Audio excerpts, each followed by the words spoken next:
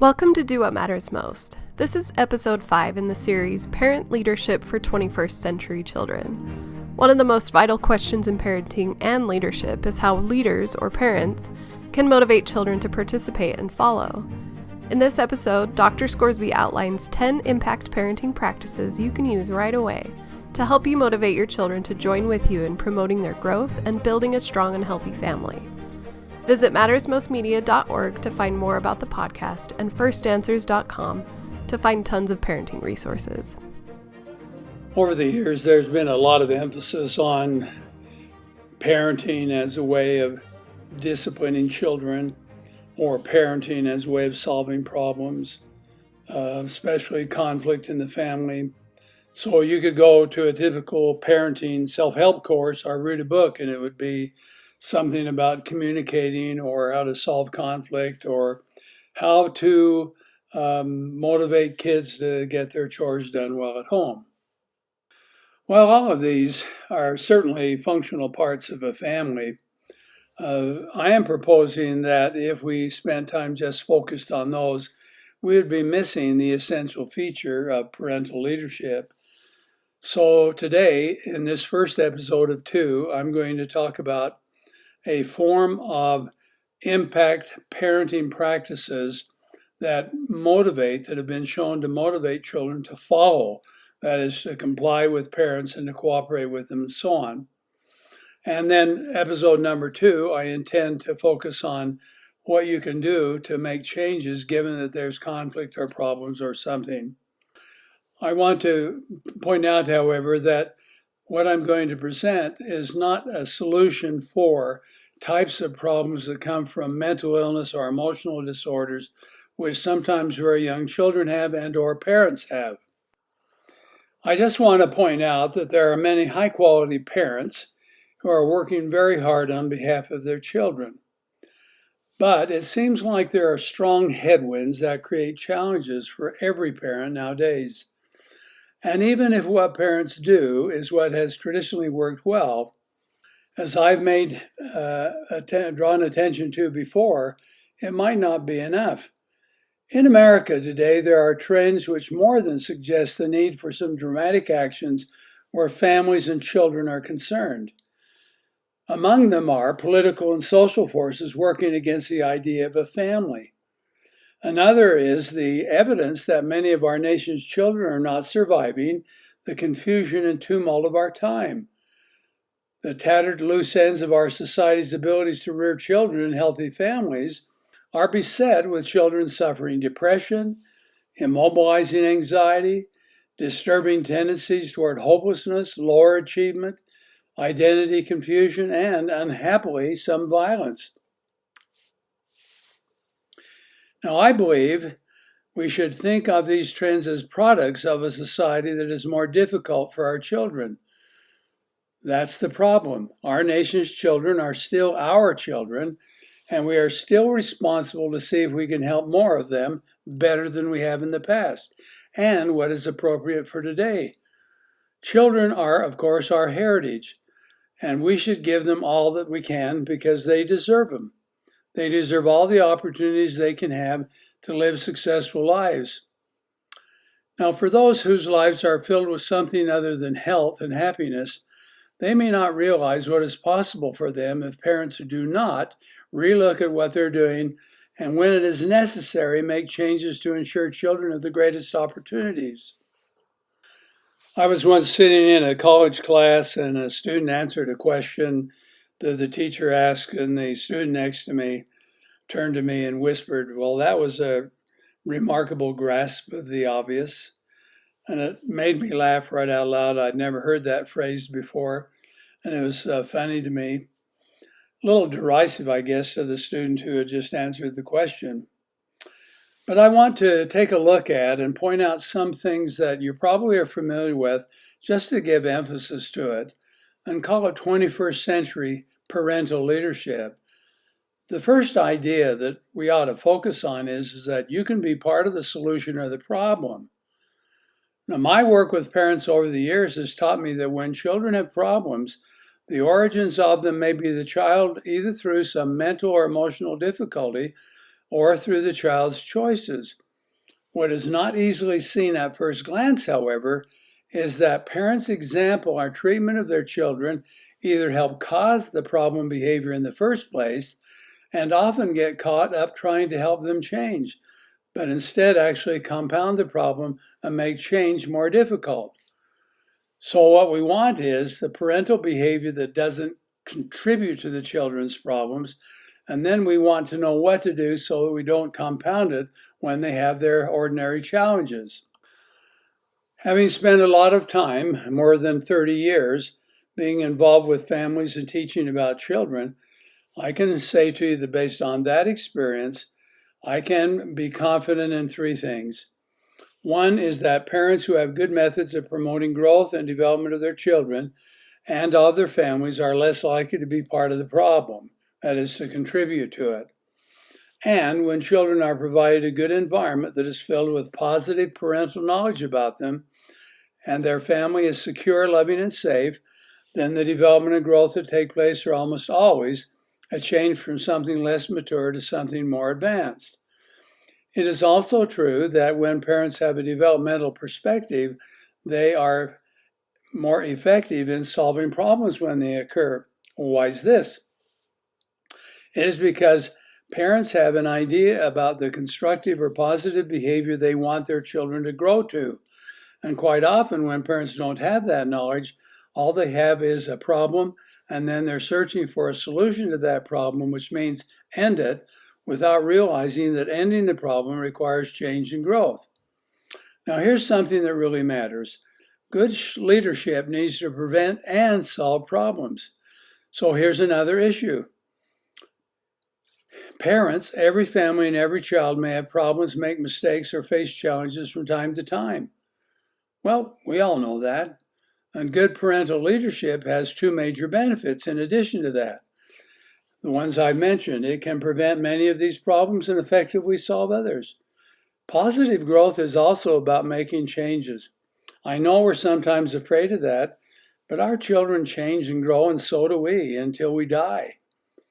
And we need to do more than just take a picture at the beginning of one school year and then comparing it with the next year's. We need to understand how growth takes place, what types of growth take place, and put that into our parental plan.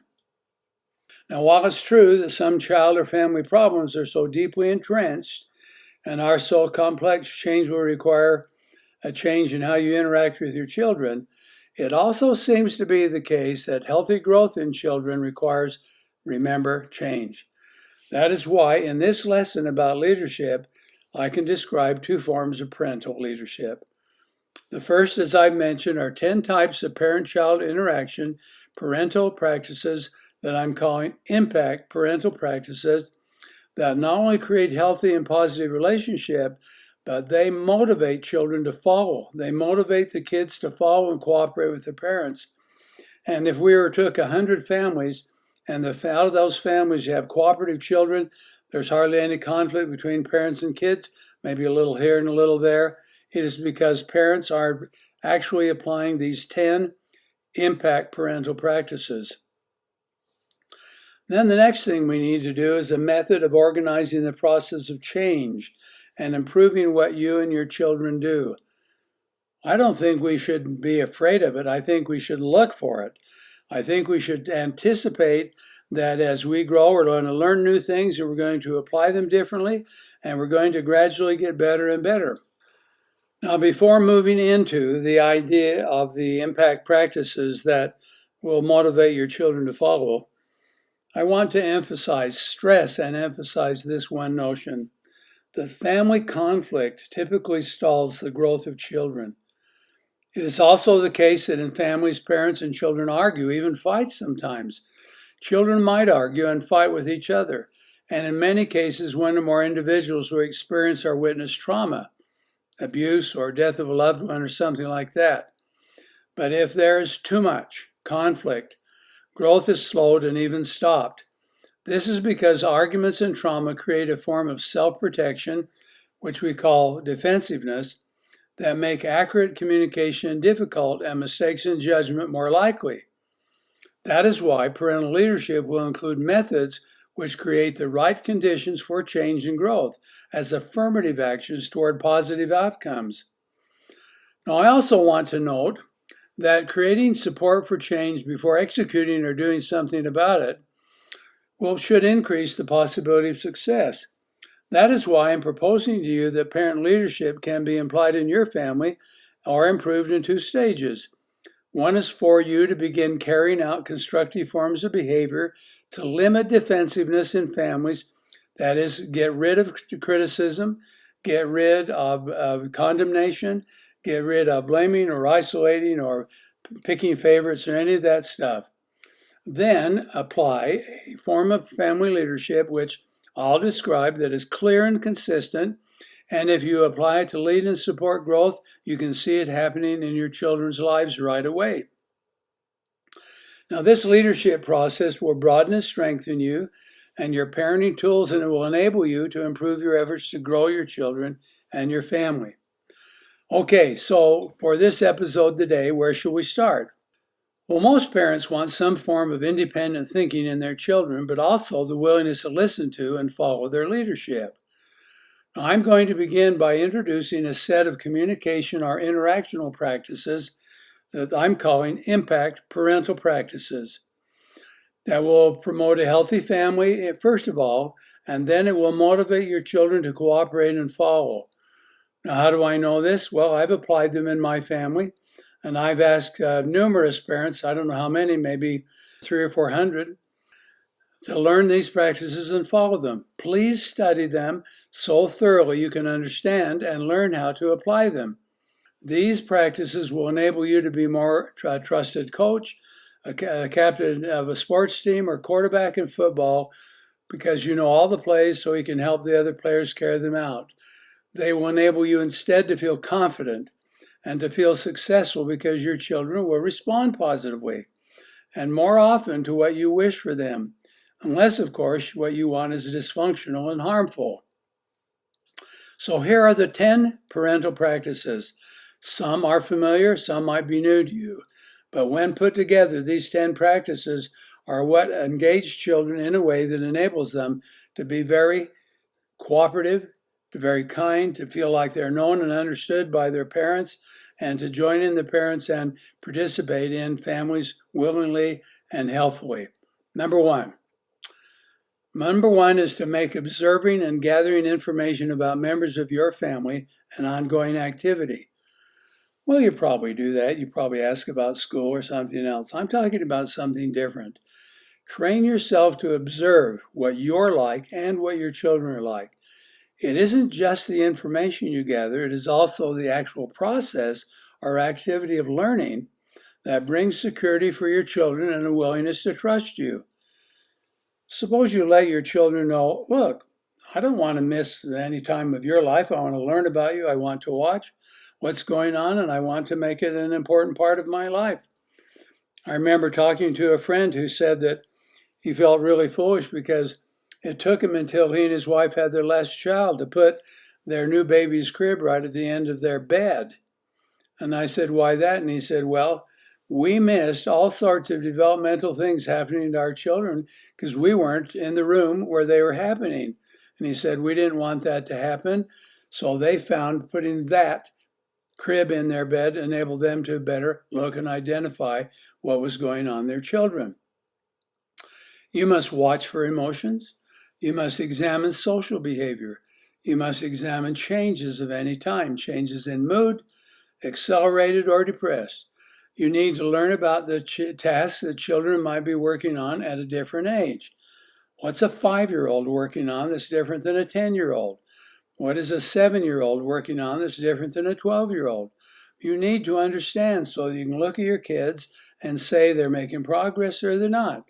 Some children, because they have developmental delays, often are faced with challenges that they don't know how to respond to. So when they don't respond well, we punish them or hurt them when in fact what we should do is help educate them and see if they can catch up or be patient and let them work things out themselves. Here there are again, physical, mental, emotional, social, communication, and moral characteristics. To understand these, in specific situations you and your children participate in. If you're going as a family to a church activity, find out what your kids are doing physically, mentally, emotionally, socially. If you're off on a family vacation, try that out as well. Use opportunities to collect information. Here's number 2. I will bet you've heard about this, but I'll bet if you're like most parents, you don't do it. But I sure wish all of us would. Number 2 is to develop the habit of identifying a positive alternative behavior to your children's negative behavior and focus more on that. What does that mean? That means when a child has done something wrong, made a mistake, told a lie, whatever it is, we need to focus on that and then draw our children's attention to what we want instead, like honesty, cooperation, or something else, and give more emphasis to that than focusing on just the problem. You answer this question: if and when a child does something you do not want, what do you want instead? Introduce them as solutions to what you don't want or like, and introduce what is better without a lot of lecturing, coercing, being critical, or blaming. Now, there's a place for all of that, but I'm just pointing out you have a choice. You can give more emphasis to the problems kids have, the mistakes they make, or you can quickly move to the good things and ask them to pay attention to that. I would like you to become. Let me tell you what I want for you in this situation. Let me tell you what would happen if you did it. And here are the benefits to you. That is number 2. Number 3, express many displays of love, kindness, and gratitude toward your children, and ask for other family members to do the same. I know, it is a litany of stuff we've heard forever, but you cannot believe how many children who have problems that I see in a clinical practice are not communicated with in terms of love from their family, kindness from others, or gratitude for them. It's like, yeah, we all know this, but we don't do it. And I'm sort of saying, how tough would it be to commit yourself to find a way to communicate love and kindness and gratitude to every child every day or two? I don't think it'd be so hard. Love and kindness are not natural, but must be learned. These are transforming emotions and can be expressed appropriately for the times and situations you're in. They satisfy the natural needs of every human being. And if you're not, you need to get really good at this. I know of parents today whose parents didn't tell them they love them, so they don't tell anybody that they love them. It's just a big, huge mistake. Here's number 4. Prepare more than you punish. That means you create a teaching program in your family where you describe and encourage family members to learn positive forms of behavior you wish them to grow into. In my opinion, you ought to be having your children practice kindness, gratitude, working on to finish tasks, learning to cooperate with people, learning good communication skills, and so on. Well, where are they going to learn that if you're not busy teaching them? Number 2, the second part of prepare more than you punish is that when correcting misbehavior, even if you impose some punishment, ask children to practice the positive forms of behavior as a consequence for wrongdoing. I remember talking to these parents who took a 5-year-old to a restaurant. He was a big mess. They promised themselves they'd never go again, and I said, please don't do that. Teach him what you want him to do, then take him right back. And they did that, and he learned what to do. He had just been in a strange situation and didn't know how to function. Here's number 5, communicate more than you control. Communication forms a repetitive pattern in most families, and typically in order to make any kind of change, it is necessary to increase your communication so that both you and your children understand more. It's surprising to me that finally, after children will tell their parents something they've been hiding, they're now more open to learn.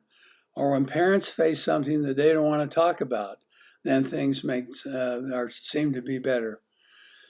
So, you can communicate about what you mean when you give instructions. Communicate when you want to talk over a child with him, a concern that he has or you have. Communicate about feelings and ideas to focus on your children's inner world. Communicate to teach.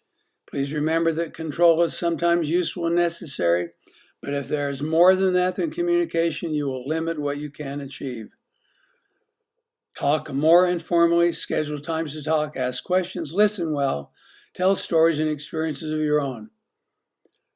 I remember teaching a class for married couples, and I said, you just cannot interrupt, because interrupting means that you believe your opinion is superior to that of the person who's speaking.